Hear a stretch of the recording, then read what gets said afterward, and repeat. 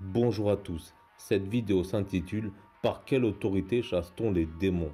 La Bible et le Coran différencient les anges déchus qui peuvent contrôler certains éléments climatiques et prendre apparence humaine, des démons qui peuvent posséder et influencer les personnes, voire se faire passer pour des défunts, c'est-à-dire les fantômes. C'est ce genre d'esprit qui anime les personnes pensant avoir vécu des vies antérieures. Selon les manuscrits de Qumran, les démons sont les Néphilim, race hybride entre les anges déchus et les femmes, et aussi les animaux, qui furent anéantis lors du déluge, mais leur esprit continue d'errer dans ce monde. Ceci est attesté par l'archéologie censurée, que des squelettes de géants furent découverts et 85% de la roche se compose de sédiments, ce qui atteste que les montagnes furent submergées.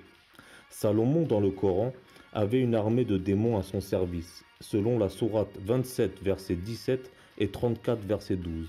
Tandis que Jésus chasse une légion, c'est-à-dire une armée de 10 000 démons, dans Marc chapitre 5 et Luc chapitre 8. La Bible déclare que les démons tremblent devant Dieu, et cette armée de démons tremblait devant Jésus en reconnaissant sa divinité. Dans Actes des Apôtres, chapitre 19, 7 religieux exorcistes juifs tentent de chasser un démon qui possédait un homme, mais furent eux-mêmes chassés par celui-ci, preuve qu'ils ont perdu l'autorité sur les démons par leur rejet du Christ. De même, Muhammad, selon la tradition prophétique authentique musulmane de 1814, ne put chasser un djinn qui se convertit à l'islam. De plus, Muhammad déclare que chaque musulman a un démon et un ange qui lui est attribué.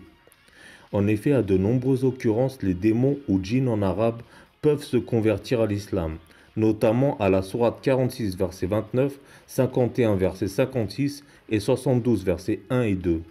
Donc la ruqya, prière d'exorcisme islamique, ne fait que déplacer le problème mais ne le résout pas. Bouddha non plus ne put chasser le démon dénommé Mara, mais feint d'ignorer sa présence par la méditation. Paul, qui a reçu le mandat de Christ par le Saint-Esprit, guérissait les malades et chassait les démons dépossédés dans Actes chapitre 19. En effet, certaines maladies sont d'ordre spirituel.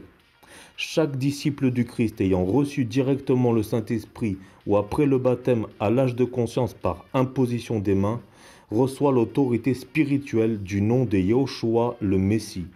Étant rempli du Saint-Esprit, en prononçant le nom du Sauveur, les anges attribués à chaque chrétien chassent les démons et délivrent les personnes possédées.